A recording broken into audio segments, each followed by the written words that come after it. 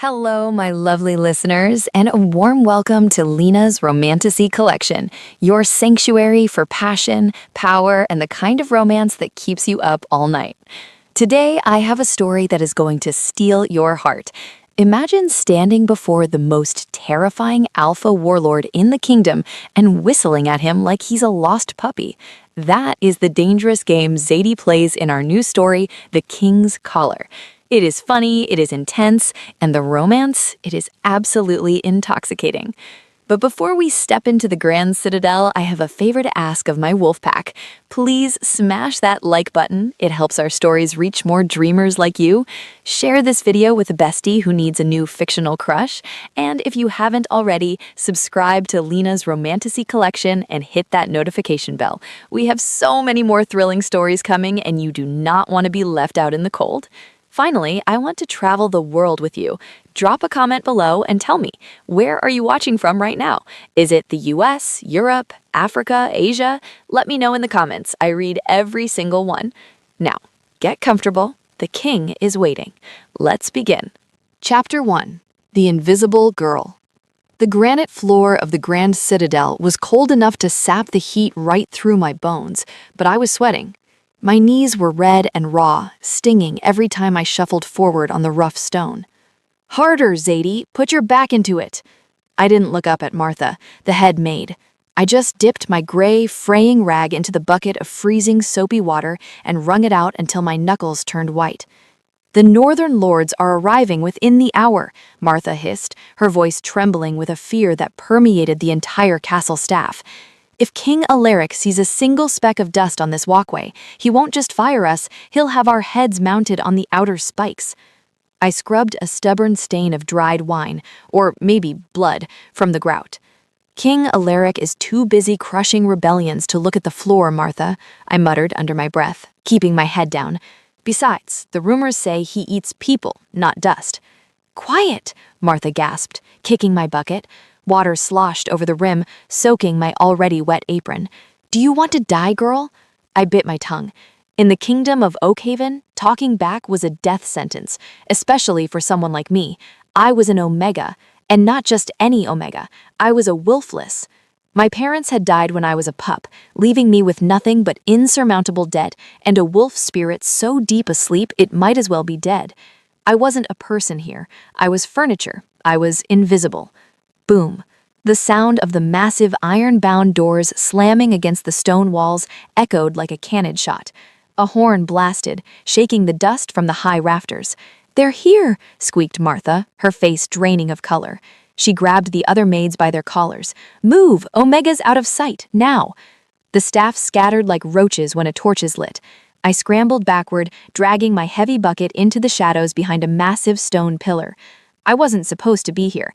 I was supposed to be hidden away in the scullery, peeling potatoes until my fingers bled. But I needed the extra copper coins this cleaning shift promised. If I didn't pay the pack tax by tomorrow, I'd be thrown out into the winter woods. The great hall filled with the sound of heavy boots. The scent hit me first, a wave of aggression so thick it tasted like metal on my tongue. Pine, wet fur, and raw power. Alphas. Dozens of them marched in. The Northern Lords. They were huge men, wearing furs and leather armor stained with the grime of travel. Their voices boomed like thunder, laughing, shouting, posturing. They took up space as if they owned the very air we breathed. But then, the noise cut off. It didn't fade. It died instantly. The room went deadly silent. Even the fire in the great hearth seemed to quiet down. A man walked in through the archway. He was taller than the others, broad enough to block out the light. He wore black armor that seemed to absorb the shadows of the room, dull and scarred from battle. His hair was dark, falling over his forehead in messy waves. King Alaric, the warlord of the north. The air grew heavy, suffocating, like a storm was about to break directly over our heads. He didn't walk, he stalked. He moved with a predator's grace to the throne at the end of the hall and sat down. He didn't speak to his lords. He didn't acknowledge the guards bowing. He just gripped the stone arms of the throne until I heard a sickening crack. Stone dust trickled down from under his fingertips. I pressed myself flat against the cold pillar, holding my breath. My stomach gave a loud, treacherous growl of hunger. I clamped a hand over it, praying the monster on the throne didn't possess the hearing of a god. He didn't look my way. He looked in pain. From my hiding spot, I saw what the others were too afraid to look at. King Alaric was rubbing his temples. His jaw was clenched so tight a muscle feathered in his cheek. His eyes, glowing with a terrifying, steady red light, were squeezed shut. I'd heard the rumors. They said the king never slept. They said the war noise, the constant, aggressive frequency of his alpha blood, was slowly driving him mad, that his beast was always scratching at the surface, demanding violence. I should have been terrified. I should have been shaking like Martha. But looking at him, seeing the way his massive hand shook just slightly as he tried to massage the pain away, I didn't feel fear. I felt a strange, tugging sadness. He looked lonely. He looked like a man drowning in a room full of people who were terrified of him. Then, movement caught my eye. A scruffy, confused castle hound, a regular dog, not a wolf, had wandered in through the open doors. It trotted happily across the polished floor, oblivious to the lethal tension in the room. It stopped right next to the king's velvet banner. It sniffed the fabric. It lifted a leg. My eyes widened. The dog was about to pee on the royal crest. If King Alaric saw that in his current mood, he would tear the poor animal apart. I didn't think, I didn't plan, my body just moved. Chapter 2. The Whistle. The meeting had dissolved into chaos. An alpha from the Western Pack, a man with a thick neck and a thicker skull, was shouting about border disputes. His voice was grating, loud and aggressive. "The Treaty of the Pinelands is void," he spat, slamming his fist onto the table. On the throne, King Alaric looked like he was vibrating. His claws were fully extended, digging deep grooves into the ancient stone armrests. The red glow in his eyes was flaring brighter, consuming the gold, pulsing in time with the veined throbbing in his temple. He was losing control. The frenzy, the madness that turned alphas into mindless killing machines, was seconds away. Meanwhile, the scruffy dog had trotted over to the king's velvet banner, which hung all the way to the floor. The dog sniffed the gold embroidery, lifted a leg, and prepared to relieve himself right on the royal crest. The Western Alpha was still shouting. The king was about to explode, and the dog was about to sign its death warrant. I didn't think. I didn't plan. My body just moved on instinct. I leaned out from behind the cold shadow of the pillar. I put two dirty, soap-stained fingers to my lips and blew. Fweet! The whistle wasn't just a noise. It was sharp, piercing, and strangely melodic. It cut through the shouting alpha's speech like a hot knife through butter. It echoed off the high stone ceiling, a clear, commanding sound that seemed to hang in the stagnant air for a second too long. The effect was instant. The room froze. The dog's ears perked up. He stopped, put his leg down, and looked at me, wagging his tail. But he wasn't the only one. Every single head in the room snapped toward my dark corner. The Western Alpha looked furious, his face turning purple. "Who dares interrupt the War Council?" he roared, searching the shadows. But King Alaric didn't roar. On the throne, the king's head snapped up. The red, murderous haze in his eyes vanished instantly, replaced by a shocking, molten gold. His hands stopped shaking. The tension that had been radiating off him in suffocating waves evaporated, leaving the air clear. He stood up. The sound of his black armor shifting was the only noise in the cavernous hall. He stepped off the dais, moving with a fluid, terrifying grace. He was huge, at least 6'6" of raw muscle and violence. He walked past the Western Alpha without even looking at him. He walked past his terrified generals. He walked straight toward my pillar. I shrank back, my back hitting the stone. I was trembling so hard my teeth chattered. Stupid, stupid Zadie. You just got yourself killed for a stray dog. I squeezed my eyes shut, clutching my wet rag to my chest like a shield. I waited for the blow. I waited for the roar that would end my life. Instead, I smelled rain and dark earth. I felt heat radiating from a massive body standing right in front of me. "Do it again," a voice rumbled. It wasn't a shout. It was a deep vibration that rattled my ribs. I opened one eye. King Alaric was looming over me. He wasn't looking at me with anger. He was looking at me with a desperate, intense hunger that made my knees weak. Your Majesty? I squeaked. The sound, he whispered, his golden eyes scanning my face, my rags, my dirty hands. He looked like a man who had been holding his breath for 10 years and had just taken his first gasp of air. The noise, it stopped. When you made that sound, the screaming in my head stopped. He reached out, his massive hand hovering near my face. I flinched, turning my head away. He paused, looking confused by my fear. He dropped his hand and turned to his royal bard, who were looking on in absolute horror. "Clear the hall," Alaric commanded. His voice was calm, but it carried the weight of absolute authority. "The meeting is over." "But sire," the general protested, stepping forward, "the treaty negotiations." "I said, get out," Alaric roared. The sound shook the walls, causing dust to rain down. Then he looked back down at me, his voice dropping to a possessive, grumbling growl that made my hair on my arms stand up. "Accept her. She stays." Chapter 3. The King's Captive. I was going to throw up. I was definitely going to throw up all over the king's boots. The great hall emptied faster than a tavern running out of ale. The alphas scrambled over each other to get to the doors, terrified of the king's sudden mood swing. Within seconds, the massive doors boomed shut, leaving the hall in silence. It was just me, the confused dog, and the King of the North. I was pressed against the cold stone pillar, clutching my scrubbing rag like a weapon. "I didn't mean to interrupt, Your Majesty," I stammered, my voice trembling. "The dog, he was going to pee on your banner. I like dogs. Please don't eat me." Alaric tilted his head. He looked like a predator examining a new, strange species of prey. "Eat you?"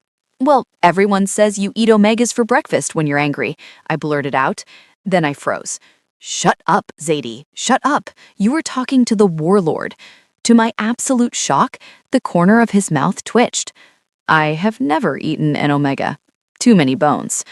Was he joking? The King of Nightmares had a sense of humor? He took a step closer, crowding my personal space. The heat coming off him was intoxicating. It smelled of power and masculinity. It made my dormant wolf stir deep inside my chest, a sensation I hadn't felt since I was a child. "What is your name?" he asked. "Zadie, sire. I'm just a cleaner. I'm nobody." "Zadie." He tested the name on his tongue, his voice rough and deep. "You are not nobody. You are the silence." "The what?" He didn't explain. He reached out and grabbed my wrist. His grip was firm, encasing my entire wrist in his palm, but surprisingly gentle. He was careful not to crush my bones, treating me like I was made of glass. "Come." "Come where? Am I going to the dungeon?" I tried to pull back, digging my heels into the stone floor. He stopped and looked back at me, genuinely perplexed. "No, you are coming with me, to my chambers." My jaw dropped. "Your chambers? Absolutely not. I might be poor, and I might be an omega, and I might be wet and smell like soap, but I have my dignity. I am not that kind of girl." The king blinked. He looked at his hand on my wrist, then back at my furious face. For a second, he looked completely lost. He clearly wasn't used to people saying no to him. "I do not wish to bed you, Zadie," he said bluntly, though his eyes lingered on my mouth for a second too long. "I wish to keep you nearby. If you leave, the noise comes back. I cannot have the noise back." He didn't wait for my agreement. He started walking, dragging me along with him like a stubborn toddler. "This is kidnapping," I hissed, stumbling to keep up with his long strides. "It is a royal decree," he corrected calmly, not slowing down. We exited the great hall into the main corridor. A group of high-born noblewomen were standing there, whispering. When they saw the king dragging a dirty, wet servant girl, they gasped. Their eyes raked over my rags with disgust. I tried to hide my face, mortified. "Walk faster," Alaric grumbled, but he pulled me closer to his side. A low, vibrating growl started in his chest, directed at the women. They flinched and stepped back, looking terrified. He wasn't rushing me to hide me, he was growling to protect me from their stares. This was going to be a very long day. Chapter 4. The Golden Cage. The king's royal chambers were bigger than the entire orphanage I grew up in. The floor was covered in rugs made of thick, luscious fur. A fireplace large enough to roast a whole ox dominated the far wall, crackling with heat. The bed looked like a cloud made of silk and velvet, sitting on a dais like a throne. Alaric kicked the heavy oak door shut behind us and threw the bolt lock. I stood in the center of the room, dripping soapy water onto a priceless white bearskin rug. "I'm ruining your floor," I pointed out, shivering. Alaric didn't care about the floor. He was unbuckling his armor. The heavy black chest plate hit the ground with a deafening crash. Underneath, he wore a simple black tunic that clung to muscles upon muscles. He looked exhausted. The golden light in his eyes was dimming, fighting a losing battle against the red again. "Talk," he commanded. He walked over to the massive bed and sat on the edge, putting his head in his hands. "Excuse me?" I stood by the door, eyeing the lock. "Talk, Zadie. Make noise. Hum. Whistle. Just make sound." He sounded desperate, his voice cracking. I stared at him. The terrifying warlord looked like he was in agony. He was rubbing his temples hard enough to bruise his own skin. I felt that tug of pity again. I stepped a little closer, leaving wet footprints on the wood. "Does your head hurt?" "It screams," he rasped, keeping his eyes squeezed shut. "Always screaming. Voices, rage, blood. It never stops. Until you." I hesitated. Then nervously, I started to hum. It wasn't a magic spell. It was just a silly folk tune my mother used to sing while cooking potatoes. A simple, wandering melody. As soon as the first note left my throat, Alaric's shoulders dropped 3 inches. He let out a long, shuddering breath. He laid back on the bed, fully clothed, his heavy boots still on the silk coverlet. "Don't stop," he mumbled, his body going slack. I kept humming.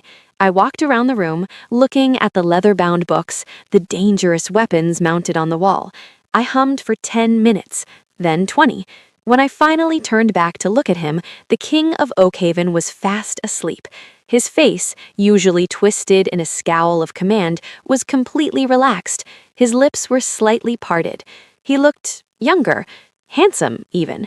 Not a monster, just a man. Grrr. My stomach let out a growl that sounded like a dying bear. It was deafening in the quiet room. Alaric's eyes flew open instantly. Gold, sharp, alert. I froze. "Sorry, I haven't eaten since yesterday." He sat up, swinging his legs off the bed. He looked furious again. "You are starving?" "I'm poor, Your Majesty," I said with a shrug. "Starving is sort of my hobby." He stood up and marched to the door. He ripped the bolt back and roared into the hallway, terrifying the guards stationed outside. "Food! Bring everything! Meat, bread, fruit, now!" He slammed the door and looked back at me, his chest heaving. "You will eat, then you will hum, and you will never be hungry again." I stared at him. He was crazy, he was dangerous, and he was currently ordering me a feast because my stomach grumbled. Maybe being kidnapped wouldn't be so bad. Chapter 5. The First Clash. The next morning, I woke up screaming, not because of a nightmare, but because there was a face 2 inches from mine. Gah! I scrambled backward, falling off the chaise lounge I had slept on. I hit the floor with a thud, tangled in the velvet robe I had borrowed from his wardrobe. King Alaric was crouching next to the lounge, watching me. "You stopped snoring," he accused. I woke up. I picked myself up off the floor, smoothing down the robe. I do not snore. I breathe heavily with style. And personal space, Your Majesty. Have you heard of it? No. He stood up, unfolding his massive frame, and walked to the table where breakfast was waiting. It was a mountain of food. Sausages, eggs, roasted chicken, pastries, bowls of fruit. I practically drooled. A young servant boy, trembling like a leaf in a storm, was pouring wine into a goblet for the king. His hand slipped, and a few drops of red wine splashed onto the pristine white tablecloth. Alaric snarled. It was a vicious, animalistic sound that came from his chest. He slammed his hand on the table, rattling the plates.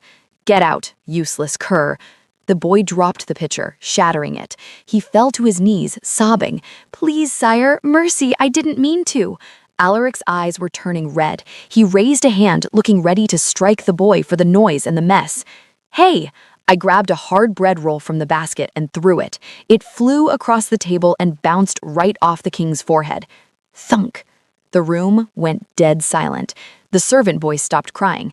Alaric slowly turned his head to look at me. The bread roll rolled sadly across the floor. Did you? Alaric touched his forehead, looking baffled. Did you just throw bread at me? Yes. I marched over, hands on my hips, ignoring the fact that he was 3 times my size.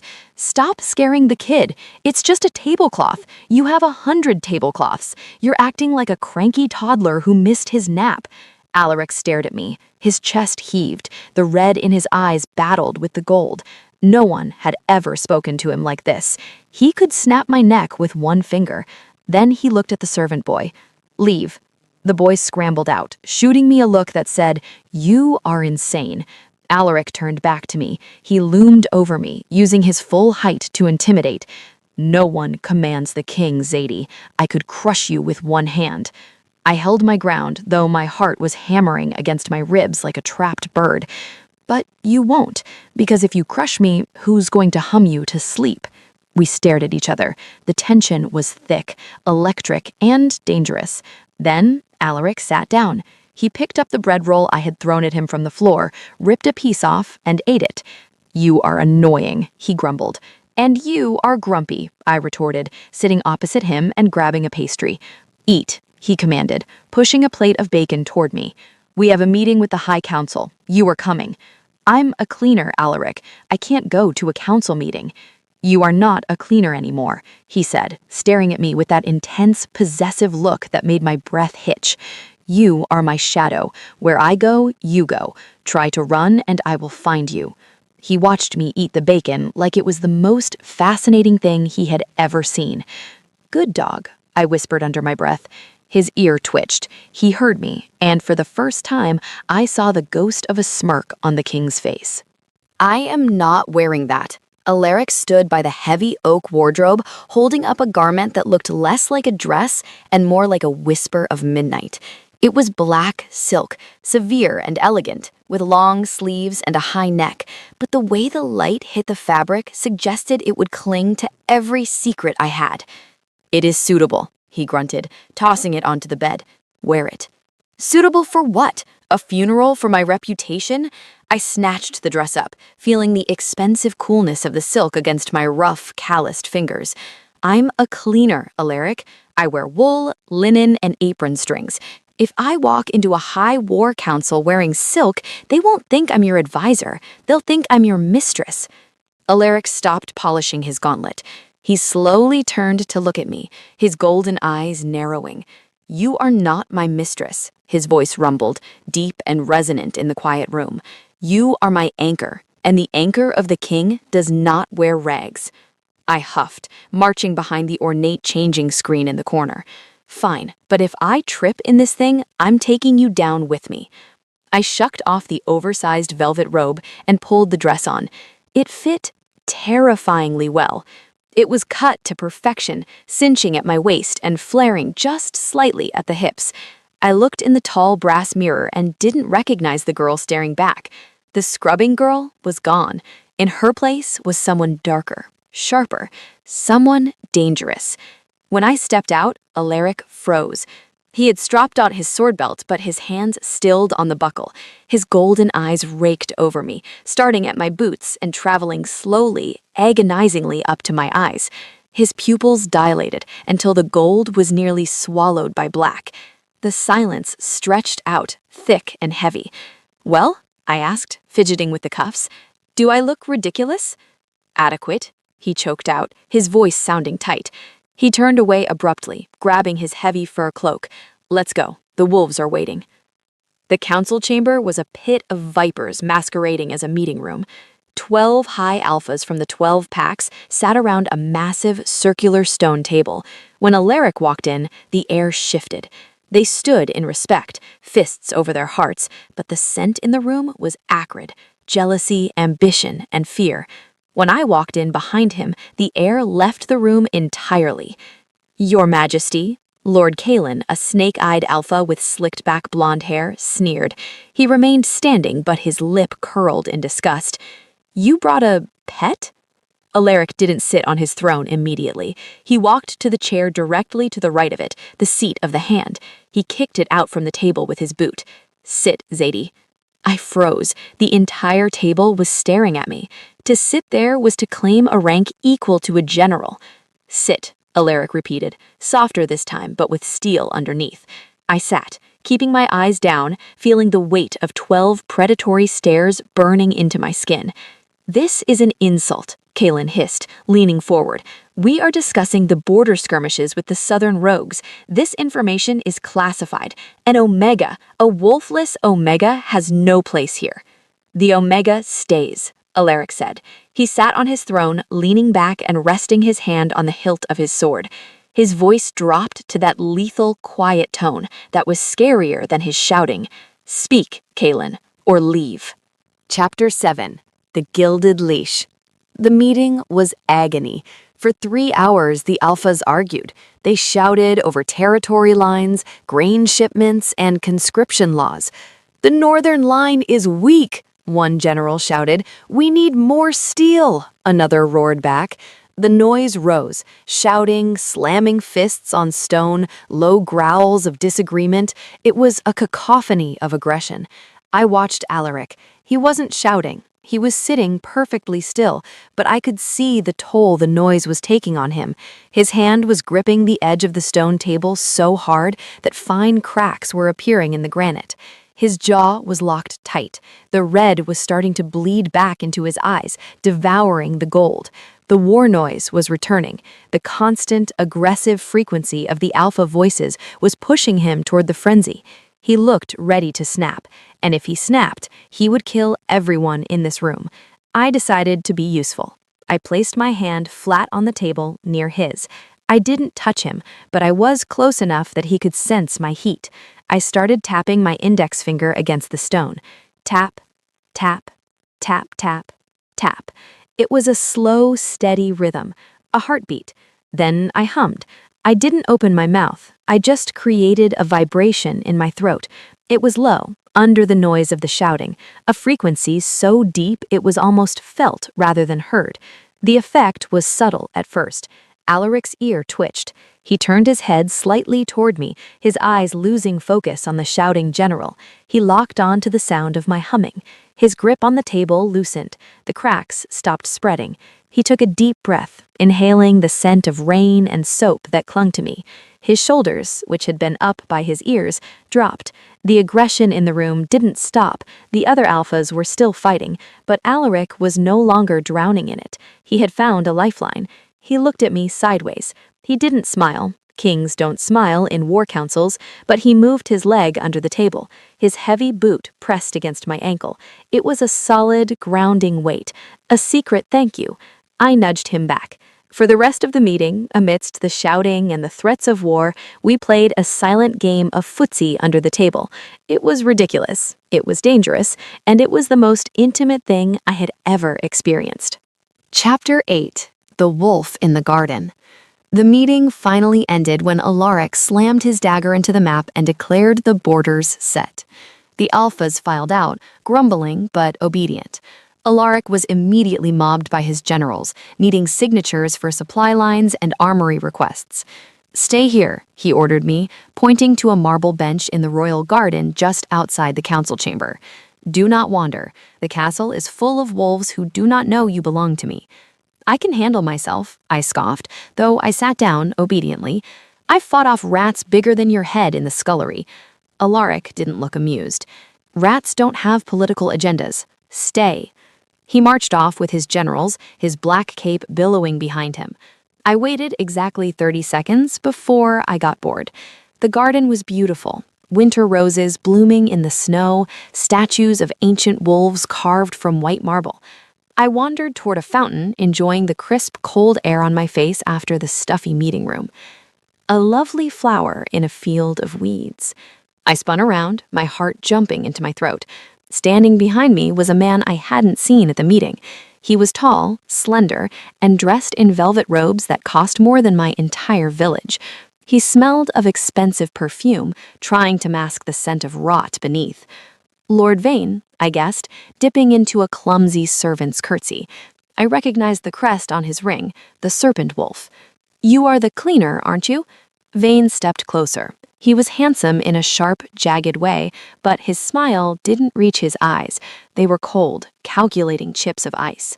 "The one Alaric keeps in his bed." "I sleep on the couch," I corrected sharply, taking a step back. "And I'm not a cleaner anymore. I'm a consultant." Vane laughed. It was a cold, high sound that made my skin crawl. A consultant? Is that what we call whores these days? My face burned hot with shame and anger. "Excuse me?" "Don't play coy, girl." Vane circled me, invading my personal space. He moved like a snake, silent and slippery. Alaric is weak. His mind is fracturing. Everyone knows it. He thinks a pretty little Omega can save him. He's pathetic. And you, he reached out and touched a lock of my hair, rubbing it between his fingers like he was testing the quality of a rug. You are just a temporary distraction. When he finally breaks, I will take the throne. And maybe I'll keep you too. I've always wanted a pet. I slapped his hand away. "Touch me again and I'll bite you. And unlike the king, I haven't had my rabies shots." Vane's eyes flashed with sudden violence. The mask of politeness dropped. He grabbed my arm, his grip bruising, his nails digging into my skin. "You have a sharp tongue, Omega," he hissed, leaning down so his breath washed over my face. "I think I'll cut it out." Chapter 9. The Aftermath. Fear, cold and sharp, spiked in my chest. Vane was an alpha. I was an omega with a dormant wolf. Physically, I couldn't stop him. He could snap my arm like a twig. "Let go," I warned, my voice trembling but loud. "The king—" "The king is busy," Vane sneered, squeezing tighter. His claws extended, pricking my skin through the silk sleeve of the dress. A drop of blood stained the black fabric. "You think you're special? You're nothing. Just a warm body for a broken king." He raised his other hand, ready to strike me across the face to teach me a lesson. Crash! The stone wall of the garden, 20 feet away, didn't just break, it exploded. Dust, mortar, and heavy stones flew everywhere. Through the cloud of debris, a black blur moved so fast my eyes couldn't track it. Vane didn't even have time to scream. 1 second, Vane was holding me. The next, he was flying backward, pinned against the trunk of an ancient oak tree by a monster. Alaric hadn't fully shifted, but he was close. His face was contorted, teeth elongated into savage fangs, his eyes burning with a terrifying blood-red light. He held Vane off the ground by his throat, feet kicking helplessly in the air. "You touched her," Alaric roared. The sound wasn't human. It shook the last leaves off the trees. Vane clawed at Alaric's arm, gasping for air, his face turning purple. "Alaric!" I screamed, running toward them. "Alaric, stop! You'll kill him!" "He dies," Alaric snarled, tightening his grip. There was a sickening crack. Vane's windpipe was crushing. "Alaric, look at me!" I grabbed Alaric's bicep. His muscles were hard as iron, trembling with lethal rage. The heat radiating off him burned my palms. "Look at me!" He didn't look. He was lost in the frenzy. He was going to rip Vane's head off right here in the garden. I did the only thing I could think of. I pressed my forehead against his arm and started to hum. Not a song, just a low, resonant note that vibrated through my chest and into his skin. The effect was instantaneous. Alaric froze. The growl died in his throat. He blinked, the red slowly bleeding out to reveal confused, panicked gold. He looked down at me, pressing against his arm. Then he looked at Vane, who was limp in his hand. Alaric dropped him. Vane crumpled to the grass, coughing, retching, and clutching his throat. Alaric didn't even look at the fallen lord. He turned to me, grabbing my shoulders. His eyes were frantic, scanning me for injuries. He saw the spot of blood on my sleeve where Vane's claws had pricked me. "He hurt you," Alaric whispered, his voice broken. "He bled you." "I'm fine," I whispered, shaking from the adrenaline. "Alaric, he walked through a wall." "He touched you," Alaric repeated, pulling me into his chest and burying his face in my hair. He was shaking. "He touched what is mine. I should have killed him." "If you killed him, you'd start a civil war," I murmured into his chest, listening to the thunder of his heart. "Let him go." Alaric looked at Vane, who was scrambling away on hands and knees, terrified. "Run, coward," Alaric growled at Vane's retreating back. "If I see you near her again, there will be no wall to stop me." Alaric scooped me up into his arms, carrying me bridal style. "Where are we going?" I asked, resting my head on his shoulder. "To clean your arm," he said grimly, "and then I am going to double the guards." "You're overreacting." "I am the king," he said simply. "I do not overreact. I protect." Chapter 10: The Invitation. The peace in the royal chambers didn't last long. The next morning, the heavy mood of the castle shifted from fear to frantic energy. I was sitting on the balcony, legs dangled through the stone railing, eating a crisp green apple I had stolen from the fruit bowl. The winter sun was weak, but it felt good on my face. The door opened and a trembling page boy entered, carrying a golden envelope on a silver platter. He bowed so low his nose scraped the floor, offered the tray to King Alaric, and scrambled out backward.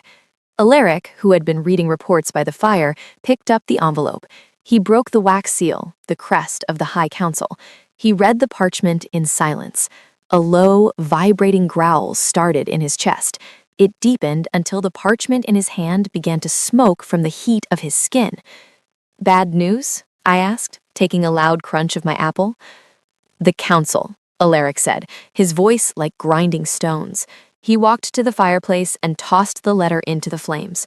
We watched the gold leaf curl and turn to ash. "They have moved up the date of the moonball. It is tomorrow night." "Sounds fun," I said, swinging my legs. "Dancing, free food, fancy wine. What's not to like?" Alaric turned to me. He looked exhausted, the weight of the crown heavy on his brow. "It is not a party, Zadie. It is a mating ceremony." I stopped chewing. "The elders have decided that my instability is a threat to the kingdom," he explained, leaning against the mantel. "They have presented a list of 5 eligible high-born she-wolves. They expect me to choose a queen tomorrow night. If I do not, they will call for a vote of no confidence to remove me from the throne." A cold stone settled in my stomach, replacing the apple. "Oh," I whispered. "Well, that makes sense. You need a queen, someone with power, money, connections, someone who knows which fork to use." I looked down at my hands. They were clean now, scrubbed pink, but they were still rough. The calluses from years of scrubbing floors didn't vanish overnight. I wasn't a queen. I was a problem. "I should probably pack," I said, trying to keep my voice steady. I swung my legs back over the railing and stood up. "I can go back to the scullery before the new queen arrives. I don't want to be in the way when she moves in." The silence stretched out, painful and thick. I waited for him to agree, to give me a bag of gold coins for my trouble and send me on my way. It was what any logical king would do. "You are packing," Alaric said. I nodded, fighting back the hot sting of tears. "Right. Okay, I'll just get my—" "But not for the scullery." I looked up. Alaric was crossing the room. He wasn't looking at me with pity. He was grinning. It was a wolfish, predatory grin that promised absolute chaos. "We are going to the city. If the council wants a queen, I will give them one, but she will not be on their list." "Alaric," I warned, stepping back, "I don't have a dress. I don't have manners. I don't know how to dance. If I go in there, they will eat me alive." He walked over, pulled me to him by the waist, and lifted my hand to his lips. He kissed my rough knuckles, one by one. "Then we will buy the dressmaker, we will fire the etiquette teacher, and as for dancing," he pulled me flush against his chest, swaying me slowly to music only he could hear. "You just follow my lead. Tomorrow night, Zadie, we go to war, and you are going to be the weapon. If you stick me with that pin one more time, I am going to stab you back." The royal seamstress, a nervous bird-like woman named Madame Gret, trembled. "Apologies, my lady, but the silk must be tight. It is the fashion. The waist must be snatched." "I don't care about fashion," I grumbled, standing on a pedestal in the middle of a private dressing room in the lower city. "I care about breathing. Oxygen is my favorite accessory. If I pass out, who is going to explain it to the king?" Alaric was sitting in a velvet armchair in the corner, one leg crossed over the other. He looked bored and utterly lethal. He was sharpening a small dagger with a whetstone, the rhythmic shh, shh sound filling the room. Every time Madame Gret got too close to my skin with a measuring tape, Alaric's sharpening stopped. A low mumble started in his chest. "Loosen the bodice," Alaric commanded, not looking up from the blade. But sire, Madame Gret squeaked, the silhouette. If she cannot breathe, she cannot hum, Alaric said, testing the edge of the blade against his thumb. If she cannot hum, I get a headache. If I get a headache, heads roll. Do you understand the physics of this situation, Madame? Madame Gret went pale. Perfectly, Your Majesty. She immediately let out the seams by 2 inches. Thank you, I sighed, finally inhaling a full breath. I turned to look in the 3-way mirror. I had to admit, the dress was insane. It was midnight blue, the color of the sky just before total darkness hits. The fabric was dusted with crushed crystals that caught the candlelight like distant stars. It was backless, dipping dangerously low, exposing skin I usually hid under wool layers. I touched the jagged white line on my shoulder blade, a memory from a harsh winter in the orphanage when I fell on ice.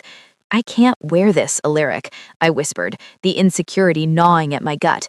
Look at my skin. I look like a scratched-up alley cat wrapped in expensive curtains. Alaric stood up. He sheathed his dagger with a sharp click. He dismissed the seamstress with a flick of his hand, waiting until the door clicked shut. He stepped up onto the pedestal behind me, his eyes meeting mine in the mirror. He reached out and traced the scar on my shoulder with a gentle, calloused finger. His touch sent shivers down my spine. This is not a flaw, he murmured, his voice rough with emotion. It is a survival mark. These highborn ladies, their skin is soft because they have never had to fight for anything. They are soft peaches. You are granite. He reached into his pocket and pulled out a heavy necklace, diamonds and sapphires that felt like ice against my collarbone. He clasped it around my neck. You fought to survive, Zadie. That makes you stronger than them. That makes you worthy. But they will laugh at me, I whispered, looking at the contrast between the jewels and my cleaner's hands. I don't know which fork to use for the salad. I don't know how to curtsy to a duke. Alaric leaned down, his lips brushing the shell of my ear. Then do not curtsy. You are with the king. You do not bow to them. They bow to us. I shivered. For a moment, looking at us in the mirror, the dark warlord and the girl in the starry dress, I almost believed him. Chapter 12. The Shark Tank. The grand ballroom of the Citadel was a sea of gold, velvet, and fake smiles. The smell was overwhelming, too much expensive perfume trying to cover the scent of ambitious, hungry wolves. We stood at the top of the massive marble staircase. The herald, a pompous man with a feathered hat, banged his staff on the floor to silence the crowd. Announcing His Majesty, King Alaric Valerius of the North. The crowd bowed. The herald paused, looking at me. He looked at his scroll. My name wasn't there. He looked at Alaric, sweating, and his companion, the herald faltered. He didn't know how to introduce me. Lady Zadie, Alaric corrected loudly. His voice didn't need a shout. It boomed over the orchestra, commanding attention. We began to descend the stairs. Every eye was on us. I could hear the whispers rising like steam. They were distinct, sharp, and cruel. Is that the cleaner? Look at her hands. You can tell she scrubs floors. Why is he wearing black? It is a celebration, not a funeral. She's wearing the midnight silk? That costs a fortune. I gripped Alaric's arm so hard I thought I might dent the leather of his bracer. They're eating me alive, I muttered through a frozen, plastered-on smile. I can hear them calling me a rat. Let them look, Alaric said, his face a mask of stone. He kept his head high, daring anyone to speak up. They are sheep wondering why the wolf brought a lioness to dinner. We reached the ballroom floor. Immediately, the crowd parted like the Red Sea. A woman stepped forward. She was tall, blonde, and impeccably perfect. She wore white and gold, looking like an angel descended from the heavens. Your Majesty, she purred, dropping into a deep, graceful curtsy that made my lack of manners look even worse. I am Lady Ilara of the Sunburst Pack. My father, Elder Marcus, has told me so much about you. She ignored me completely. To her, I was furniture. I was a coat rack standing next to the king. Ilara, Alaric acknowledged with a curt nod. Move.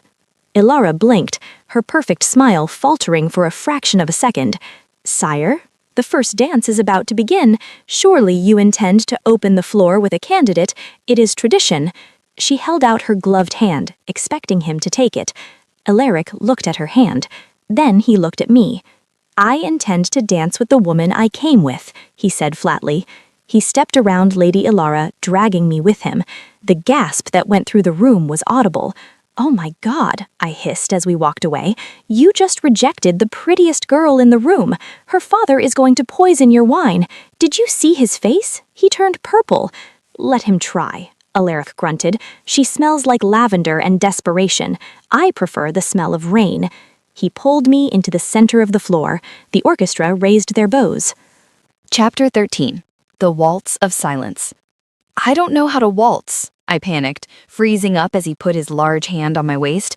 "Alaric, I'm going to step on your feet. I'm going to trip you and we're going to fall and it's going to be a national tragedy." 1, 2, 3. Just follow my feet, Alaric instructed, ignoring my panic. "And look at me. Nowhere else. Just me." He began to move. For a man of his size, a man built for war, not ballrooms, he moved with terrifying grace. He swept me across the floor, spinning me until the faces of the angry crowd blurred into streaks of gold and red color. The music was loud, violins screeching, drums pounding. I saw Alaric grimace. A vein in his temple began to throb. His pupils dilated. The noise was getting to him. The war noise, the chaotic sound of hundreds of heartbeats, the music, the whispering, it was triggering his headache. He missed a step. His grip on my waist tightened painfully. "Focus on me," I whispered. I lifted my hand from his shoulder and moved it to his chest, right over his lapel. I started to tap the rhythm. 1, 2, 3. 1, 2, 3. And then, softly, barely audible over the swelling orchestra, I hummed the melody. Alaric's eyes, which had been darting around the room looking for threats, locked onto mine. The gold in his irises swirled, pushing back the encroaching red. "There it is," he breathed, his voice rough. The silence. We weren't just dancing anymore. We were floating in our own private bubble. The rest of the room disappeared. It was just the heat of his hand, the smell of his skin, and the sound of my humming keeping his demons at bay. "You look beautiful, Zadie," he said, his voice low and intimate, meant only for me. Dangerous. "I feel like a fraud," I admitted, breathless from the spin. "You are the only real thing here." He dipped me low. It was a dramatic, romantic move that made the crowd gasp again. The crystals on my dress caught the chandelier light, scattering stars across the floor. But as he pulled me up, I looked over his shoulder. My blood ran cold. Lord Vane was standing on the balcony above, looking down at us. He held a glass of dark red wine, and he was smiling. It wasn't a happy smile. It was the smile of a hunter who had just set a trap. A chill went down my spine that had nothing to do with the backless dress. "Alaric," I warned as the music ended and we stood chest to chest. "Vane is here, on the balcony." Alaric straightened instantly, placing himself between me and the balcony, shielding me with his body. "I know," he growled. "Stay close. The game is about to begin." Chapter 14. The Public Rejection. The music stopped with a final screeching halt of violins. The drums rolled, a deep thunder that vibrated in the floorboards. It was time for the ceremony. The 12 elders, dressed in robes of crimson and gold, marched onto the raised dais at the front of the room. Elder Marcus, Lady Ilara's father, stepped forward to the podium, unrolling a parchment scroll with a flourish. He looked triumphant, as if he had already won the game. "My lords and ladies," Marcus announced, his voice booming, "tonight is a night of history. The king must choose a queen to secure the royal bloodline and ensure the stability of Oakhaven. We, the council, have graciously prepared the candidates." 5 women stepped forward from the crowd. Lady Ilara was in the center, flanked by 4 other high-born women. They were all beautiful, rich, and smelling of expensive oils. They lined up like prize horses at an auction. "Choose, Your Majesty," Elder Marcus said, gesturing grandly to the line of women. "Choose your mate and let the festivities truly begin." The room held its breath. Alaric didn't move toward them. He didn't even look at them. He stood by my side, his hand resting heavily on the small of my back, burning through the thin silk of my dress. "I have made my choice," Alaric announced. His voice wasn't loud, but it carried to the back of the hall with the weight of a decree. "Excellent," Marcus beamed, rubbing his hands together. "Which lady? Lady Ilara? Lady Celine?" "None of them." Silence. Absolute, horrified silence. You could hear a pin drop on the marble. "I choose Zadie," Alaric said clearly. He didn't stutter. He didn't hesitate. He said my name like it was a title. "Zadie?" Marcus sputtered, his face turning a violent shade of purple. The cleaning girl? The wolfless Omega? Sire, this is madness. It is against the laws of the first pack. An alpha king cannot mate with a wolfless servant. It dilutes the blood. "She is not wolfless," Alaric growled, the air around him beginning to heat up, shimmering like a mirage. "She has more spirit in her little finger than all of you have in your entire bloodlines combined. She is my choice." "It is forbidden," the voice cut through the air from above. Lord Vane descended the balcony stairs slowly, clapping his hands. Clap, clap, clap. "The law is clear, Alaric," Vane sneered as he reached the bottom of the stairs. "If the king chooses an unfit mate, a weakling, a drain on the pack, the council has the right to challenge him, to remove him." Vane stopped 10 feet away. He looked at me with cold, dead eyes. "I challenge you, Alaric, for the throne, and for the right to dispose of the Omega." Alaric laughed. It was a dark, terrifying sound that made the hair on my arms stand up. "You want to fight me, Vane? Here? Now?" "No," Vane smiled, checking his watch. "I don't need to fight you. I just need to wait." Vane snapped his fingers. Suddenly, the waiters who had been serving drinks all night dropped their silver trays with a deafening crash. They weren't waiters. They reached into their sleeves and pulled out masks, gas masks. They didn't attack Alaric. They attacked the candles. They smashed the ceramic jars of moon scent oil that lined the walls. A thick, heavy purple vapor began to hiss out of the jars, filling the room instantly. Chapter 15. The Frenzy Begins. "Don't breathe it," Alaric roared, grabbing me and burying my face in his chest to shield me, but it was too late. The scent hit us. It wasn't poison. It smelled sweet, sickly, like rotting orchids. It was wolfsbane laced with heat inducer. It was a forbidden chemical weapon designed to drive alphas into a sexual and violent frenzy. It stripped away humanity and left only the beast. Alaric stumbled back, his knees buckling as if he'd been shot. He roared, clutching his head. "Get out! Everyone, get out!" The ballroom erupted into chaos. Nobles were screaming, trampling each other to get to the doors. The drug was affecting the other alphas too. Growls erupted. Fights broke out instantly as instincts took over. But Alaric had taken the biggest dose because he was standing right next to the main vent. His head snapped up. His eyes turned blood red instantly. His skin burned hot enough to radiate heat through his tunic. He looked down at me, and for a second, he didn't recognize me. He didn't see Zadie. He saw prey. He saw something to break. "Alaric!" I cried, grabbing his arms to hold him up. "Alaric, it's me! It's Zadie! Listen to my voice!" I tried to hum to soothe him, but the smoke made me cough. I couldn't get the sound out. "Run!" Alaric choked out. He shoved me away hard. I stumbled back in my heels. "Run, Zadie! I can't hold it back!" His fingernails lengthened into obsidian claws. His bones cracked audibly as his body tried to force a shift. Vane stood on the other side of the room, wearing a mask, safe from the gas. "Let the beast out, Alaric," Vane laughed, his voice muffled. "Kill the girl. Show them what a monster you really are. Tear her apart." I looked at the heavy oak doors. I could run. I could save myself. I looked at Alaric. He was on his knees, clawing at the marble floor, fighting the drug with everything he had to keep from hurting me. He was screaming in agony. "I'm not leaving you," I gritted out.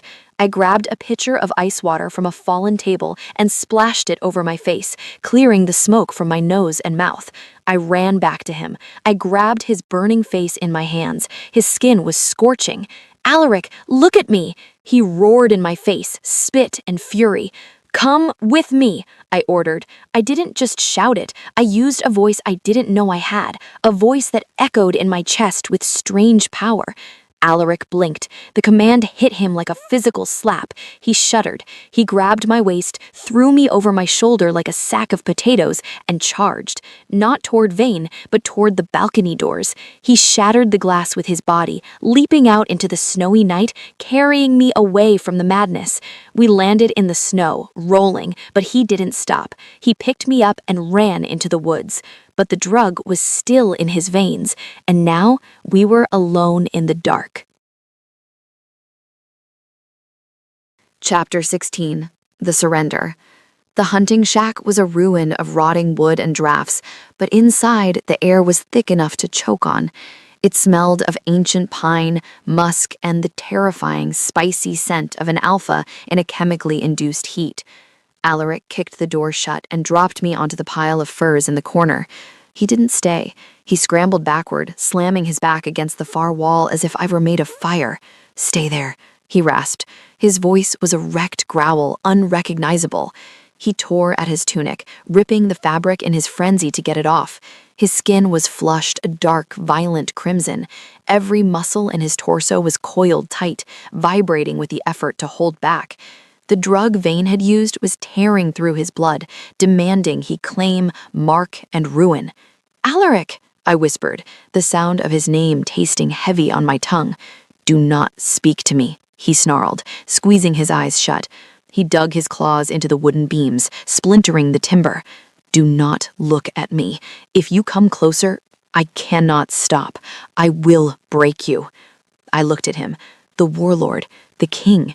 He was trembling. He wasn't afraid of the drug. He was afraid of hurting me. My heart slammed against my ribs, not in fear, but in a sudden, blinding realization. This man had walked through walls for me. He had chosen me over a kingdom. I stood up. The cold air bit at my skin through the ruined back of my gown, but inside I was burning. "You told me to run," I said, my voice steady, cutting through the heavy air. "I didn't." Alaric's head snapped up. His eyes were glowing so bright they illuminated the shadows, two pools of molten gold consumed by a ring of lust-drunk red.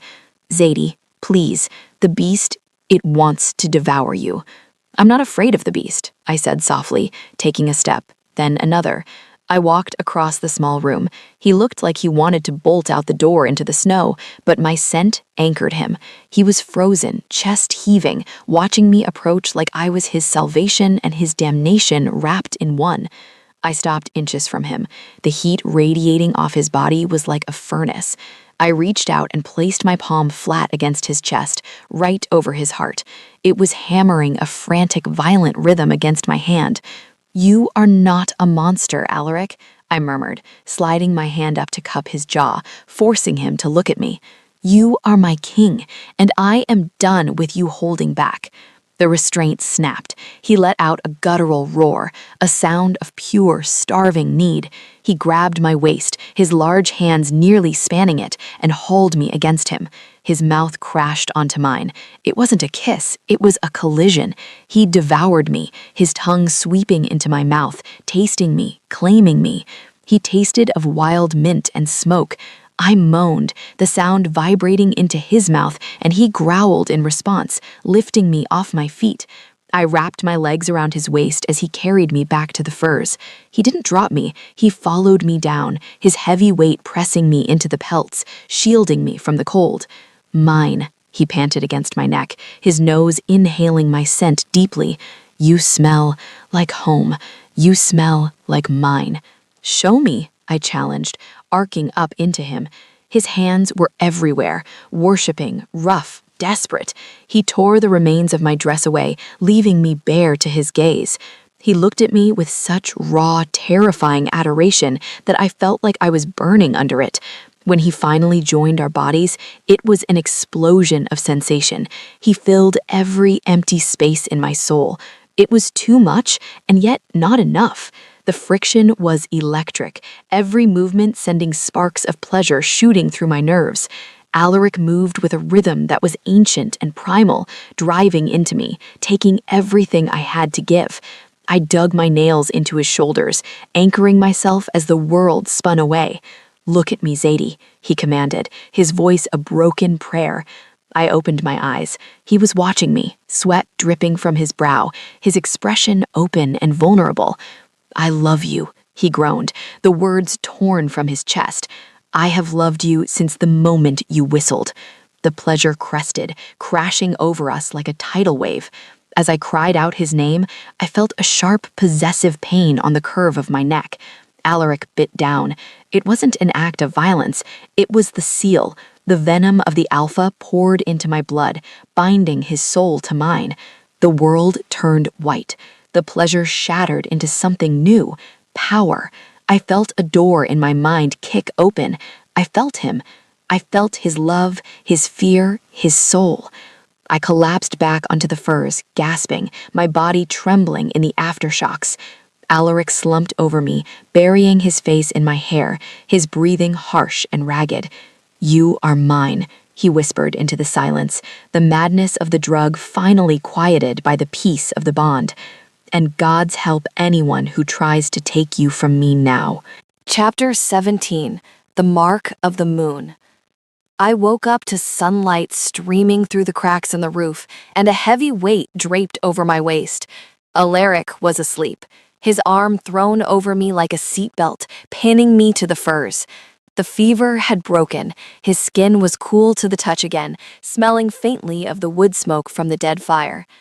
I lay there for a moment, staring at the dust motes dancing in the air, processing the night. My body ached, but it was a good ache.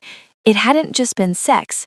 It had been magic, literal magic. I felt different. My senses were dialed up to 11. I could hear a squirrel walking on the snow outside, 20 feet away. Crunch, crunch. I could smell the pine sap in the wood walls, sharp and sticky, and most intensely, I could feel him. I could feel Alaric's contentment in the back of my mind, a warm, golden hum that pulsed with every beat of his heart. The mating bond. We were bonded. I sat up slowly, the furs falling away. I looked at my reflection in a broken piece of glass hanging on the wall. I gasped, touching my face. My eyes.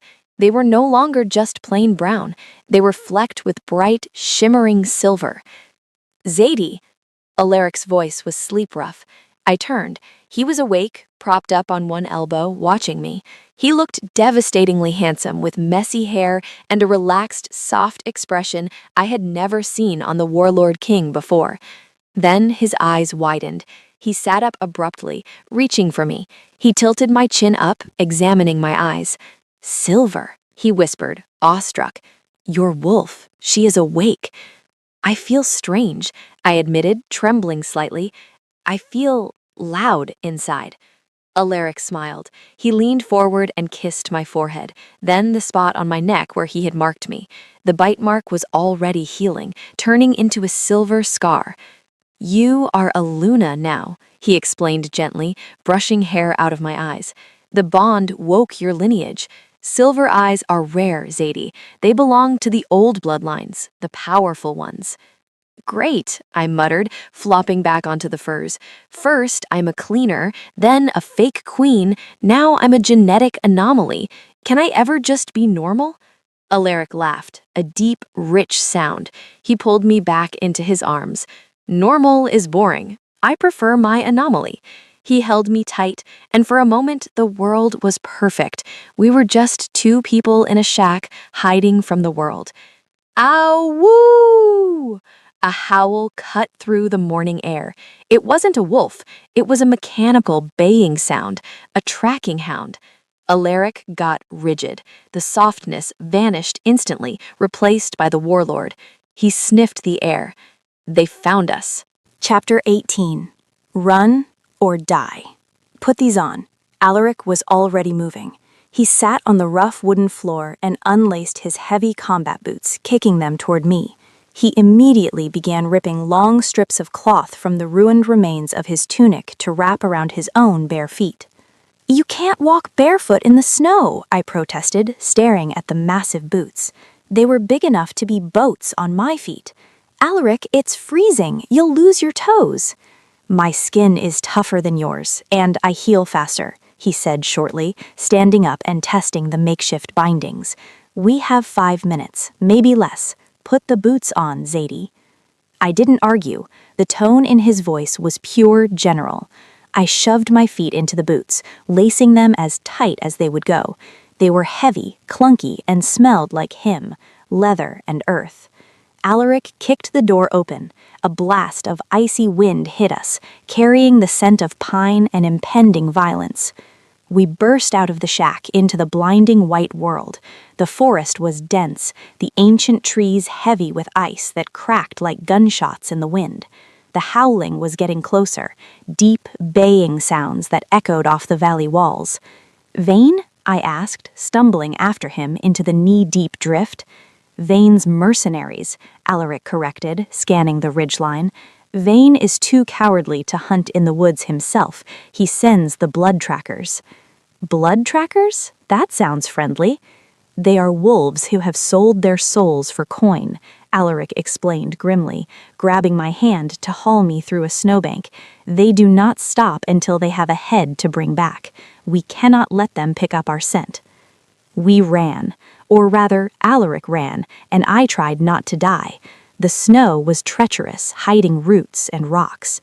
My fancy ball gown, the midnight silk, was heavy and wet, the hem dragging behind me like an anchor. "I can't run in this," I panted, tripping over a hidden root and face-planting into the snow. "Alaric, wait!" Alaric didn't hesitate. He stopped, turned back, and pulled me to my feet. He looked at the dress, the beautiful, expensive gown that had made me feel like a queen for 1 hour. "Fashion update," he grunted. He grabbed the heavy velvet skirt at the knee. With a sharp jerk of his alpha strength, he ripped the fabric all the way around. The train fell into the snow, leaving me in a jagged, knee-length dress. "Better," he said. "Move." We scrambled up a steep ridge. My lungs burned like I had inhaled fire. I was city-born. I wasn't built for cross-country sprinting in a blizzard. "Alaric, stop!" I gasped, leaning against a frozen birch tree, black spots dancing in my vision. "I need a second." He stopped instantly, his ears swiveling. "Zadie, they are close. I can smell them. Rotten meat and iron." I closed my eyes, trying to catch my breath. The silence of the woods wrapped around me, and suddenly my new senses kicked in. I heard the crunch of snow. Not near us, below us. "I can hear them," I whispered, my eyes snapping open. 6 of them. 4 on 4 legs, 2 on 2 legs. They're arguing. Alaric looked at me impressed. "Good ears, Luna, but we cannot outrun wolves in deep snow. We have to hide." He looked around frantically. The forest offered little cover. Then he pointed up. There was a narrow fissure in the cliff face halfway up the rock wall, hidden by a curtain of frozen vines. "Up there," he pointed.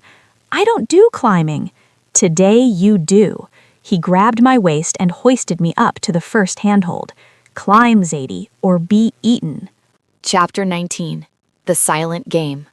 We scrambled into the small cave just as the first gray wolf burst through the tree line below us. The cave wasn't really a cave. It was a shallow indent in the rock, barely deep enough for 2 people. We huddled in the back, pressed together for warmth. Alaric pulled me between his legs, his back against the cold stone, shielding my body with his own. He placed his large hand over my mouth, his eyes locking onto mine. Silence. Below us, the blood trackers slowed down. The wolves shifted back into human forms, rough, scarred men wearing patchwork armor. "The scent ends here," a gruff voice growled, echoing up the cliff face. The snow masked it. "They can't be far," another voice spat.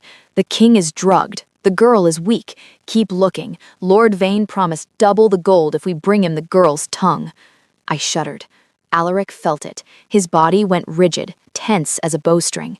A low vibration started in his chest, a growl building. If they found us, he would fight, but he was weaponless, armorless, and still recovering from the chemical crash.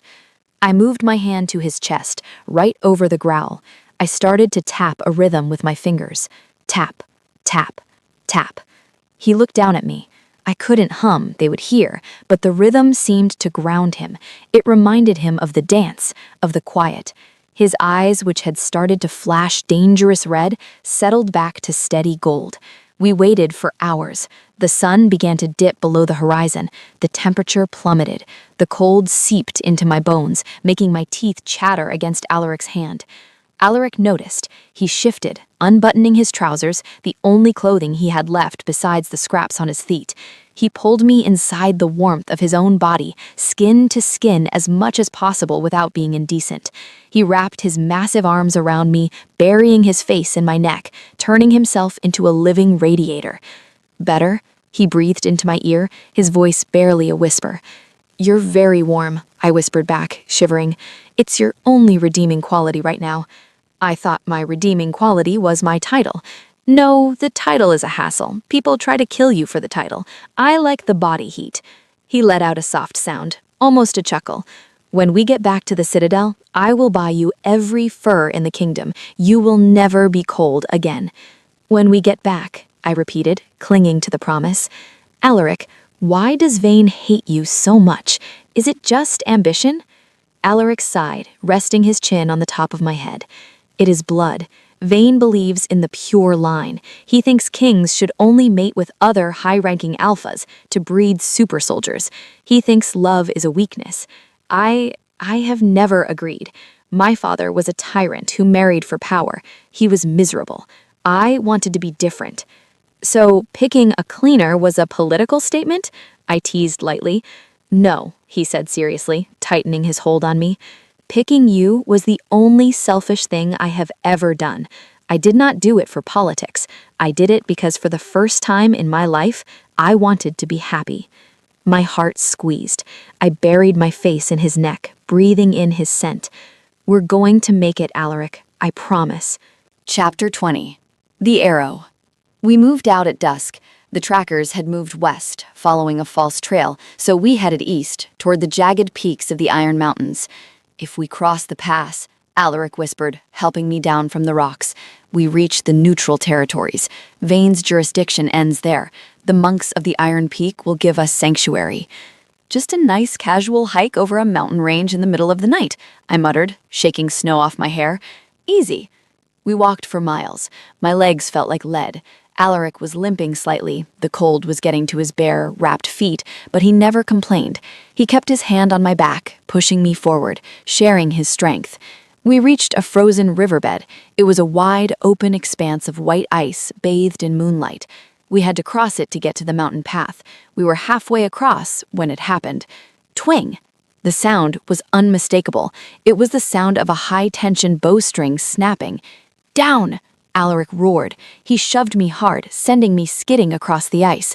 I slid behind a large boulder, scraping my elbows. In the same second, a sickening thud echoed through the valley. A black shaft slammed into Alaric's left shoulder. He grunted, stumbling back, the force of the impact nearly knocking him off his feet. "Alaric!" I screamed. 3 figures emerged from the tree line on the other side of the river. Mercenaries. They wore white camouflage and held heavy crossbows loaded with black iron bolts. Alaric didn't fall. He roared, a sound of pure defiance that shook the snow from the trees. He reached up and snapped the arrow shaft off, leaving the head in his shoulder. He charged them. It was a blur of violence. Alaric was injured, exhausted, and half-naked, but he was still the warlord king. He reached the first mercenary before the man could reload. Alaric threw him across the frozen river like a rag doll. He ducked under a sword swing from the second mercenary and knocked him out with a single bone-crushing punch. But the third mercenary, the leader, didn't engage Alaric. He stepped back and aimed his crossbow, not at Alaric, at me. Alaric saw it. He turned, his eyes wide with horror. "No!" He threw himself in front of me just as the trigger clicked. The second arrow hit him. This one didn't hit his shoulder. It hit him in the thigh, deep, piercing the heavy muscle. Alaric collapsed, his leg giving out under him. He hit the ice hard, sliding to a stop at my feet. The mercenary laughed, reloading his crossbow with terrifying slowness. Look at that, the great King Alaric, brought down by a piece of iron and a girl. Alaric tried to stand, but the black iron was poison to wolves. His veins were already turning black around the wound. He looked up at me, his eyes wide with fear, not for himself, for me. "Run, Zadie," he choked out, blood leaking from his mouth.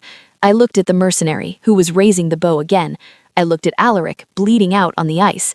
I didn't run. I stood up.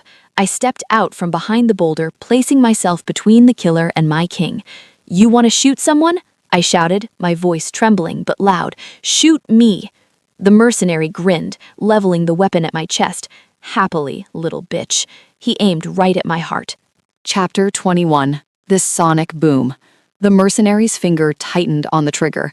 I saw the muscles in his forearm flex. I saw the deadly glint of the black iron tip aimed at my chest. Time seemed to slow down. I could see the snowflakes hanging in the air. I knew I was going to die.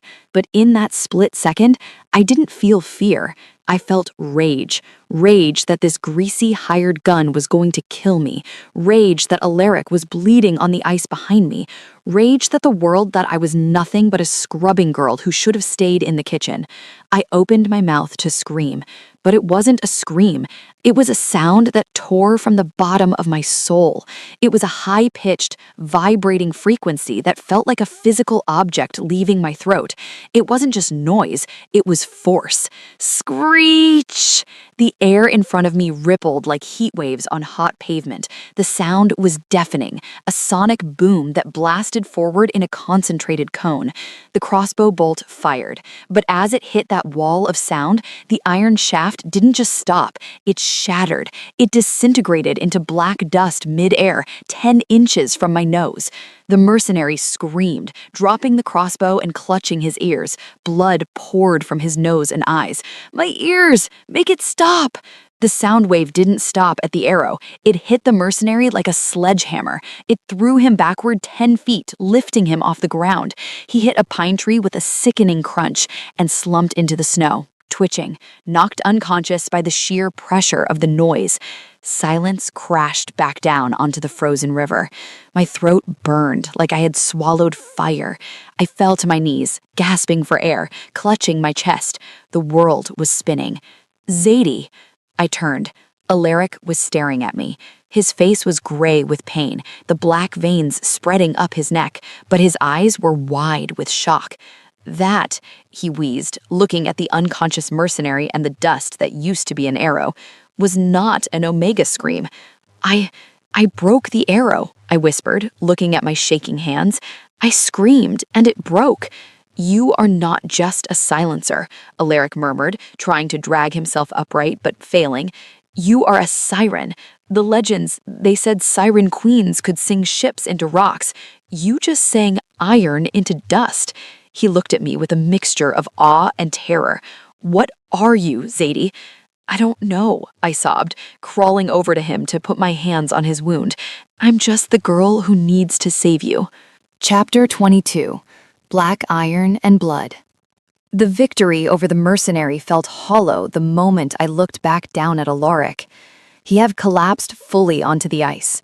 The adrenaline that had kept him upright was gone, replaced by the toxic spread of the black iron. The wound in his thigh was hideous. It wasn't bleeding red anymore. It was oozing a thick, tar-like substance. Black veins were spiderwebbing out from the puncture site, creeping up his leg like living ink. "The poison!" he groaned, his teeth gritted so hard I thought they might shatter. "It's necrotic. It rots the flesh." I scrambled over to him, my knees sliding in the bloody slush. "We have to get it out," I said, my voice shaking uncontrollably. "Alaric, we have to get the arrowhead out." "I know." He reached down with a trembling hand to his belt and unbuckled his sheath. He pulled out his hunting dagger. The steel glinted in the moonlight, sharp and cold. "You have to do it, Zadie." I recoiled. "Me? No, I can't. I peel potatoes, Alaric. I don't perform surgery." "You must," he rasped, shoving the handle toward me. "I cannot reach the angle, and if I try, the pain will make me pass out before I finish. You have to cut deep. You have to scrape the bone." I stared at the knife. I stared at the man I loved, who was dying by inches in front of me. "Do it," he commanded, his voice leaving no room for argument. "Do it now, or I lose the leg. And if I lose the leg, we die in these woods. I took the dagger. It was heavy. My hands were shaking so bad I was terrified I would slip and slit an artery.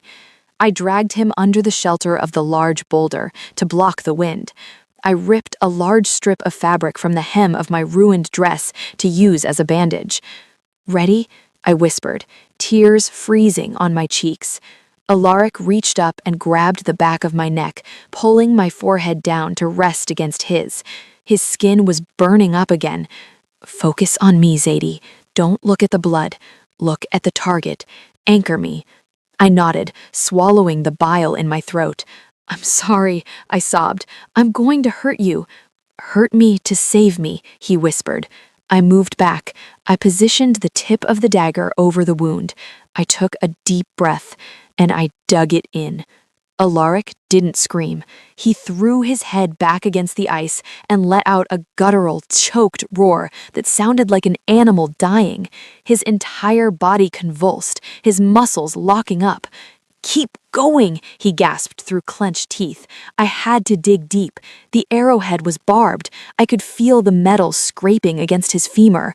The sound, metal on bone, was a vibration that traveled up my arm and made me want to scream. There was so much blood. It covered my hands, hot and metallic, steaming in the freezing air. "Almost got it," I gritted out, twisting the blade. With a sickening squelch, the black iron tip popped loose. I immediately pressed the wad of velvet fabric into the gaping wound, leaning my entire body weight onto it to staunch the bleeding. Alaric was panting, his chest heaving rapidly. His eyes were rolling back in his head. "Stay with me," I commanded, using a hint of that strange, resonant voice. "Alaric, you don't dare sleep." He blinked, focusing on me hazily. A weak, delirious smile touched his lips. "Bossy," he whispered. "I love it when you're bossy." Then his eyes slid shut, and he went limp beneath my hands. Chapter 23. The Siren's Lullaby. Night fully descended, turning the world into a frozen tomb. I couldn't move him. He was too heavy and the wound was too fresh, so I built a shelter around us. I dragged pine branches and piled snow against the boulder, creating a small, insulated den. I started a tiny fire, using the flint from his pocket and some dry moss, praying the smoke wouldn't give us away in the dark. Inside the den, it was cramped, but the heat from the fire and our bodies trapped in the small space kept us from freezing. But Alaric was fading. The black iron poison was fighting his immune system. Even with the arrow out, the toxicity remained. He was burning up with a fever that terrified me. He was thrashing in his sleep, muttering delirium. "Mother, close the gate," he whimpered, flinching away from an invisible enemy. "Don't let them in." It broke my heart. The warlord king, the monster who terrified nations, was just a traumatized boy in a man's body, reliving the horrors of his past. I curled up around him, skin to skin, trying to share my heat. I stroked his sweat-damp hair. "Please," I whispered to the universe, "please don't take him. I just got him." I didn't know what else to do, so I started to hum. This time, I didn't just hum a tune to distract him. I reached for that strange power I had felt on the river, the power that had shattered the arrow. But instead of pushing it out as a weapon, I pulled it in. I imagined the sound was a golden thread, a needle stitching him back together. I sang a lullaby. It was a sad, ancient song I didn't remember learning. It felt like it was written in my DNA. "Sleep, my wolf, the shadows flee. The moon watches over thee." As I sang, the air in the snow den began to shimmer. A soft, silver light emanated from my skin, casting long shadows on the rock walls. The light flowed like water, pooling around Alaric's leg. I watched in amazement. The angry black lines on his thigh stopped spreading. Then, slowly, they began to recede. The blackened flesh turned gray, then angry red, then healthy pink. The wound began to knit together, cells regenerating at supernatural speed. It drained me. I felt my own energy sapping away, my limbs growing heavy, my vision blurring, but I didn't stop. I sang until my voice cracked. I sang until I had nothing left to give. When I finally stopped, silence filled the den. Alaric took a deep breath, a healthy breath. He opened his eyes. They weren't feverish anymore. They were clear, dark gold. He looked at me, then down at his leg, then back at me. "You healed me," he said softly. He reached up and traced the line of my jaw with his thumb. "Your voice, it is not just a weapon, it is life." "I thought I lost you," I admitted, my voice a croak. Tears finally spilled over. "You will never lose me," he promised, pulling me down onto his chest. "Even if I die, Zadie, I will claw my way out of hell to get back to you." He kissed me, slow, tender, and full of gratitude. For the first time in days, we slept without fear. Chapter 24. The Trap. We reached the pass 2 days later. The journey had been brutal. We were hungry, dirty, and exhausted. I was wearing rags, and Alaric was half naked, though he had fashioned a cloak from the pelt of a wolf that had attacked us on the second night. But we were alive, and Alaric was walking. He was limping, but the leg held. We stood on a ridge, looking down at the canyon. There it was, the border of the neutral lands. A massive stone archway spanned the deep chasm, the Bridge of Elders. "Almost there," Alaric said, squeezing my hand. His grip was strong. "Once we cross that bridge, Vane can't touch us. The monks of the mountain will give us sanctuary." "Just a nice, casual hike over a 1,000-foot drop," I muttered, trying to hide my relief. "Easy." We scrambled down the loose shale to the bridge. The wind howled through the canyon, whipping my hair into my face. We stepped onto the ancient stone bridge. It was narrow, with no rails. "I wouldn't be so sure about that sanctuary," a voice boomed, echoing off the canyon walls. We froze. At the other end of the bridge, stepping out from behind the massive stone pillars, was Lord Vane. He looked pristine. He was wearing a heavy fur coat, sipping wine from a flask. He looked like he was on a leisurely winter stroll. But he wasn't alone. Behind him, emerging from the rocks, were 100 soldiers. Archers took positions on the high ridges. Swordsmen blocked the path. We turned around. Another 100 soldiers blocked the way we came. We were trapped in the middle of the bridge, suspended over a terrifying drop, with an army on both sides. Vane smiled, his face still bruised purple from where Alaric had smashed him through the wall days ago. "Did you really think you could outrun me, Alaric? You're a king. You should know. The house always wins." Alaric pushed me behind him. He drew his sword, a rusted blade he had taken from the mercenary. He was still injured, still weak from the healing, but he stood tall. "One step closer, Vane," Alaric roared, "and I take you down with me." "Oh, I'm not coming closer," Vane laughed, shaking his head. "I don't need to fight you, Alaric. Fighting you is messy. I just need to break you." Vane raised his hand. From the ranks of soldiers, a dozen hooded figures stepped forward. They weren't warriors. They were holding staffs glowing with purple light. Sorcerers, dark magic users Vane had hired from the southern covens. They began to chant. "Zadie, get behind me," Alaric shouted. But they weren't aiming the spell at Alaric. They were aiming at us. Chapter 25. The Sacrifice. "No!" Alaric realized what was happening a split second before I did. He tried to lunge for me, to cover me with his body, but the spell hit. It wasn't a fireball or a lightning bolt. It was a binding spell. Heavy, magical chains made of solid purple light erupted from the stone of the bridge. They whipped around Alaric's ankles, his wrists, his throat. He roared, struggling against them, his muscles strained to the breaking point, veins bulging in his neck. He was strong enough to break iron, but he couldn't break magic. The chains slammed him down. The warlord king hit the stone bridge on his knees, forced into a position of submission. "Alaric!" I screamed, reaching for him. "Zadie!" he yelled back, his eyes wild with panic. "Run!" I couldn't run. Vane snapped his fingers and two large guards grabbed me from behind. I kicked and bit, but they were too strong. I tried to use my voice. I opened my mouth to scream, to shatter them like I shattered the arrow. Vane was faster. He stepped forward and slapped a device onto my face. It was a muzzle, a heavy iron cage etched with dampening runes. It locked tight around my jaw and head with a sickening click. It silenced me instantly. I couldn't open my mouth. I couldn't make a sound. The magic in the runes pressed against my skin, suffocating my power. "We know about her little trick now," Vane sneered, walking over to tap the metal muzzle with his finger. "No more singing, little bird. You're done." The guards dragged me away from Alaric. "Let her go!" Alaric bellowed, thrashing against the magic chains. He pulled so hard the stone beneath him cracked. "Take me! Kill me! Let her go!" Vane walked over to Alaric. He grabbed Alaric's hair and yanked his head back, forcing him to look. "Look at her, Alaric," Vane whispered. "Say goodbye." Alaric looked at me. He was on his knees, bound, helpless.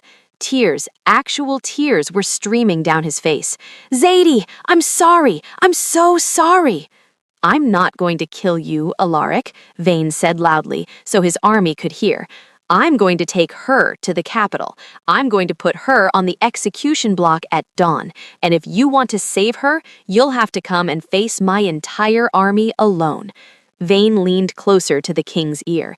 "And when you do, you will go feral, and the whole world will see the monster king lose his mind. They will beg me to kill you."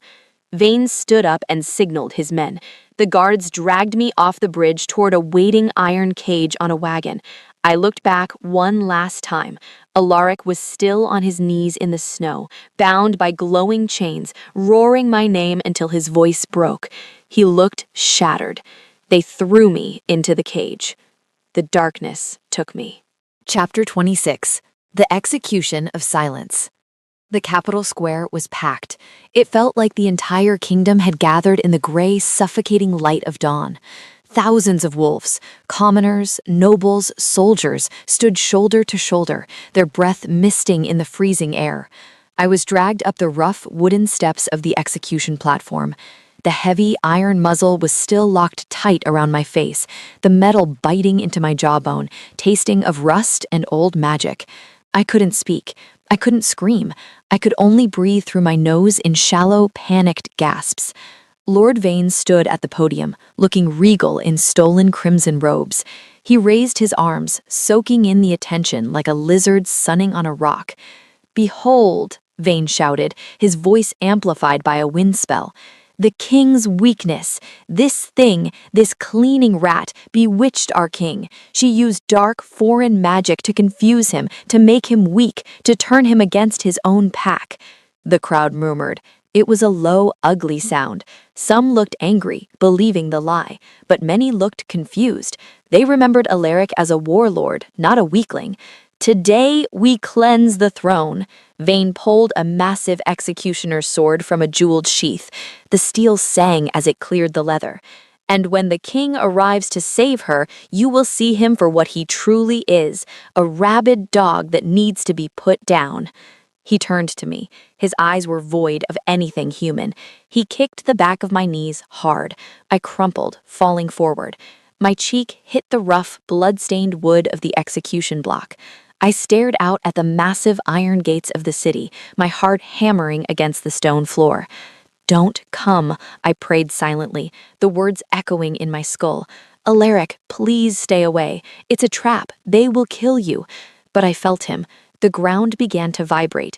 Dust danced on the wooden planks of the stage, inches from my eyes. Thump, thump, thump. It wasn't a drum.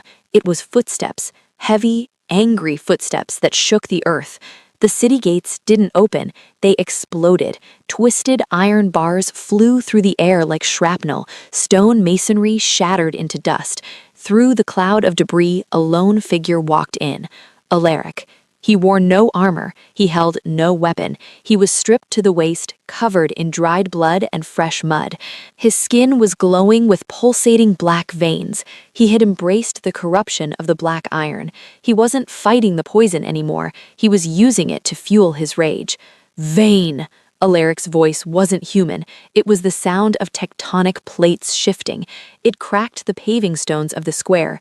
Get away from her! Vayne laughed, though I saw his hand tremble on the sword hilt. He signaled his archers on the walls. Fire! 500 arrows rained down on the king, a black cloud of death. Alaric didn't dodge, he didn't run, he just roared. A visible shockwave of pure alpha power, red and violent, blasted out from his body. It hit the arrows in mid-air, knocking them aside like toys. He didn't stop walking. He was death incarnate, coming for his soul. Chapter 27. The Monster King. "Kill him!" Vayne screamed, panic finally cracking his smooth voice. "Send the heavy guard! Cut him down!" A phalanx of armored elite soldiers, shields locked, charged Alaric. Alaric didn't fight them like a man, he shifted. Usually a shift takes time. It is a painful reconfiguration of bone and muscle. This was instant. 1 second he was a man, the next he was a nightmare. The beast was massive, easily 8 feet tall at the shoulder. His fur was midnight black, matted and thick. His claws were the size of daggers. But his eyes were solid, glowing red. There was no gold left, no humanity, no Alaric. He was the ancient warlord, the world eater. The beast plowed into the soldiers. Bodies flew like rag dolls. Metal shields crunched like paper. He tore through the army like a hurricane, leaving a trail of broken bodies. He wasn't stopping to kill. He was just clearing the path to me. The crowd screamed and stampeded, realizing too late that they were locked in a cage with a monster. Vayne stood on the platform, trembling. He raised the heavy executioner's sword over my neck. I'll kill her right now!" The beast looked up. He saw the blade. He saw me. With a roar that shattered windows 3 streets away, the beast leaped. He cleared 30 feet in a single gravity-defying bound, landing on the platform with a crash that shook the timbers. Vayne swung the sword in a panic. The beast caught the blade in one bare paw. The steel snapped like a twig. Vayne screamed as the beast lunged. It was over in a second. Alaric tore Vayne's throat out before the traitor could take another breath. He tossed the body aside like trash. I squeezed my eyes shut as hot blood sprayed over me. It was over. Vayne was dead. We were safe. But then I heard the growl. I opened my eyes. The beast was looming over me. He was breathing hard, blood dripping from his muzzle. He looked down at me, but there was no recognition in those glowing red eyes. He didn't see Zadie. He didn't see his mate. He saw prey. He saw movement. The blood madness had taken him completely. He turned away from me, toward the crowd of innocent civilians trapped near the gate. He crouched, muscles coiling, ready to slaughter them all. I struggled against the ropes binding my hands. The muzzle locked my jaw. I couldn't call him. I couldn't anchor him. He was going to kill everyone, and then the soldiers on the wall would kill him. Think, Zadie, think. I focused on the vibration in my chest, my siren voice. I couldn't let it out of my mouth, so I pushed it inward. I pushed the sound into the metal of the muzzle itself. I hummed with everything I had, vibrating my teeth against the iron. Hum. The sound built inside my skull, agonizing and loud. The runes on the muzzle began to glow hot pink. The metal whined, resisting the frequency. My nose started to bleed. The pressure was immense. "Break!" I screamed internally. Crack! The lock shattered. The hinge snapped. The heavy iron muzzle fell clattering to the deck. I took a deep, desperate breath of cold air. The beast was mid-air, leaping toward a group of crying children near the front of the crowd. I scrambled to my knees. I put 2 bloody fingers to my lips. Chapter 28. The Final Whistle. Fweet! The whistle was different this time. It wasn't just a sound, it was a command woven with ancient magic, love, and absolute authority. It resonated through the square, vibrating in the marrow of every wolf present. It was the sound of the alpha of alphas. The beast froze in midair. He crashed clumsily to the ground, skidding to a halt inches from the terrified children. He shook his massive head, snarling, clawing at the cobblestones, trying to fight the command. The red in his eyes flickered, warring with the gold.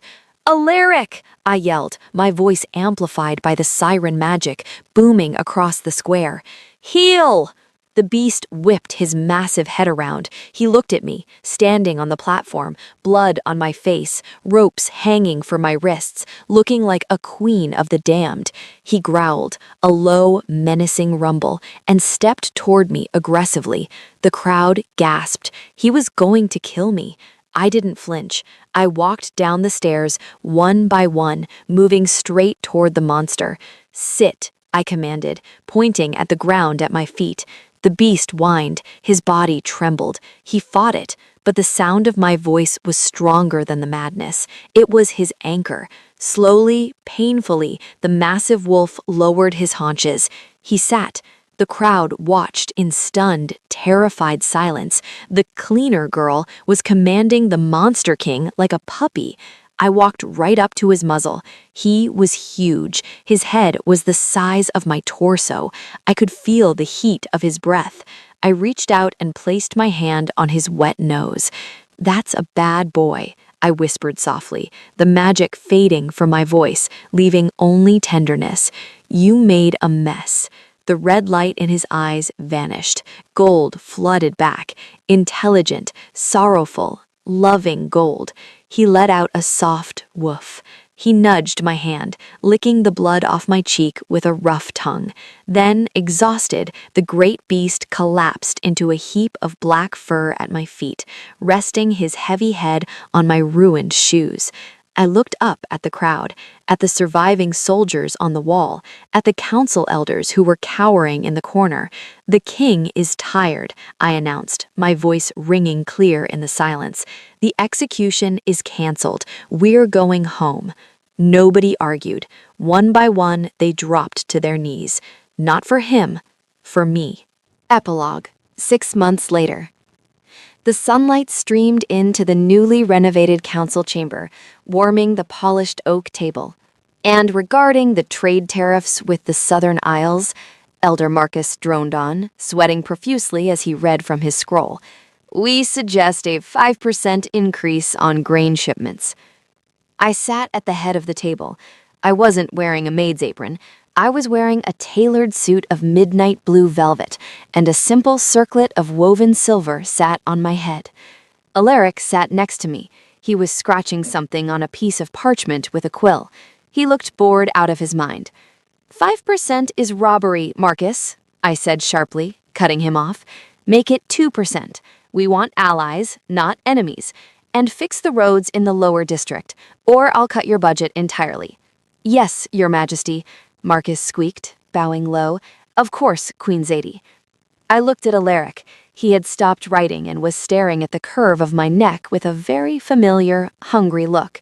His golden eyes were darkened with intent. "Alaric," I warned, kicking him under the table, "pay attention." "I am paying attention," he rumbled, leaning closer so only I could hear.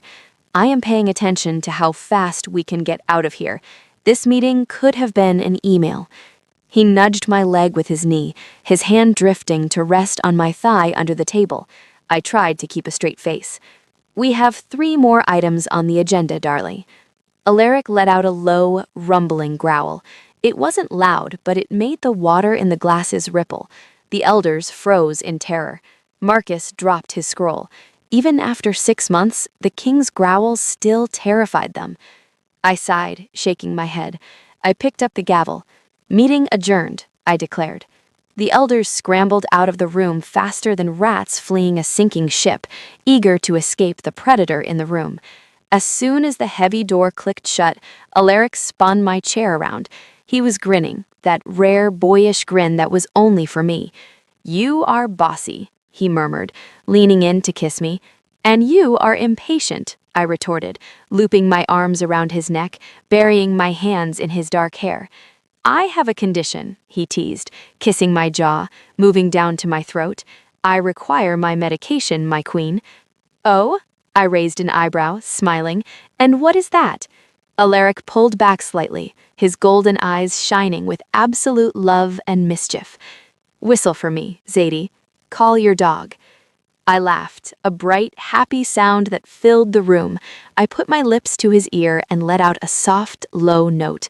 The King of the North closed his eyes, rested his head on my shoulder, and finally, perfectly, relaxed.